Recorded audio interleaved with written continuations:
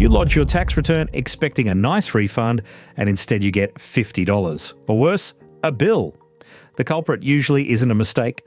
It's your HECS or help debt working quietly inside your tax assessment. By the end of this video, you'll know exactly how it hits your refund, how to estimate it before you lodge, and 3 simple moves to stop it ambushing you. Let's walk through it. Here's the number everything hinges on. For the 2024-25 year, the minimum HECS help repayment income threshold is $54,435, according to the ATO. Once you earn above that, the ATO automatically adds a compulsory repayment to your tax assessment at a rate from 1% up to 10% of your income. And from 2025 to 26, that threshold jumps to $67,000, with repayments only on the income above it. Cross the line without realizing, and your refund takes the hit.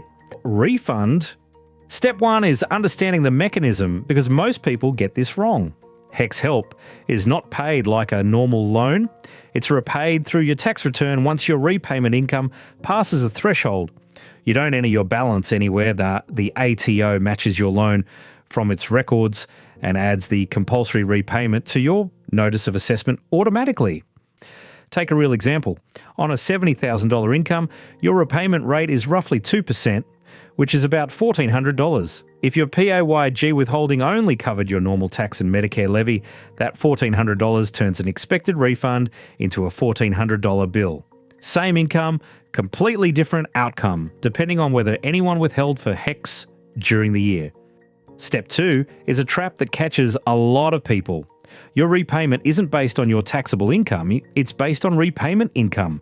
That's your taxable income plus several add-backs, net investment losses including rental losses, reportable fringe benefits, reportable super contributions like salary sacrifice, and some exempt foreign employment income according to the ATO. So strategies that lower your taxable income can actually raise your HECS repayment.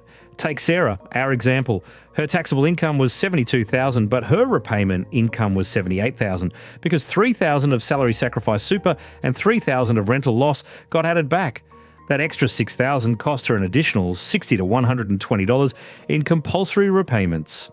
Now the action steps. Move 1, check your balance before the 1st of June, log into MyGov, link the ATO service, and go to loan accounts. There you'll see your current balance and the last indexation rate applied. This matters because your debt is indexed to inflation every 1st of June, and that indexation is applied before your annual repayment is credited. In 2022-23, the indexation rate was 7.1%, which added thousands to many balances in a single year. On a $30,000 balance, 7.1% is over $2,000 added. If your compulsory repayment for the year is only $1,400, your debt actually grows. Knowing your balance and the timing is the first step to fixing that. Zing. Move 2. Estimate your repayment before you lodge so it isn't a shock. Head to the ATO's tax rates and study and training support loan thresholds page. First, work out your expected repayment income. Start with taxable income and add back those items we covered. Net investment losses, reportable fringe benefits, reportable super, and relevant foreign income. Then check the ATO repayment table for your income year to find your rate, somewhere between 1 and 10%. Multiply that rate by your repayment income, or from 2025-26 by the amount above $67,000. Now you have a specific figure. When your refund comes back smaller, you've already planned for it. Move 3. Fix your withholding so HECS doesn't land as one big bill. On your tax file number declaration with each employer, answer yes to having a study and training support loan. That tells payroll to withhold the extra tax. If you have multiple jobs, salary sacrifice, or big fringe benefits, that's where underwithholding happens.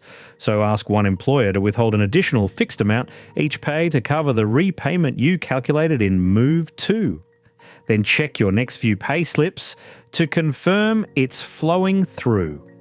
When you lodge, your total PAYG withheld should roughly equal your income tax, plus Medicare levy, plus your HECS repayment, giving you a small expected refund instead of a surprise $1,000 bill.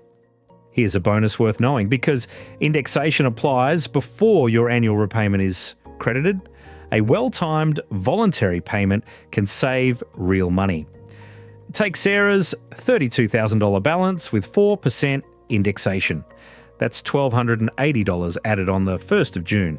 If she pays $5,000 voluntarily in May, indexation only applies to $27,000, adding $1,080 instead, $200 saved in that year alone. Repeat that a couple of times early on, and you're talking hundreds saved as the balance shrinks faster than indexation can grow it. Let's nail the common mistakes. The biggest is the set and forget belief that it just comes out of your pay anyway. Because HECS is collected through tax and doesn't touch your credit score, it feels out of sight, so people never look. That hides the compound effect of repeated indexation on a large balance.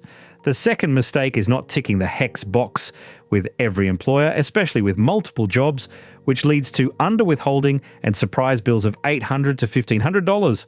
And the third is forgetting that indexation lands before your repayment is credited, so people miss the chance to make a targeted voluntary payment before the 1st of June. Over 15 to 20 years, passive habits versus active management can be a 5-figure difference. Let's recap fast. 1. Check your balance and indexation in MyGov before the 1st of June. 2. Estimate your compulsory repayment using the ATO threshold tables before you lodge. 3. Fix your PAYG withholding with every employer so it doesn't hit as a lump sum. Remember, your repayment income is bigger than your taxable income thanks to add-backs. And if your balance is high, a voluntary payment before the 1st of June can shave hundreds off indexation. Do those, and your refund stops being a guessing game. If this cleared up why your refund vanished, hit subscribe. We break down Aussie tax and money traps in plain English every week. Next up, we're tackling how salary sacrificing into super actually works, including when it helps and when it quietly raises your HECS repayment. Remember, this is general information only, not financial advice. Check your own situation with the ATO or a registered tax agent. See you in the next one.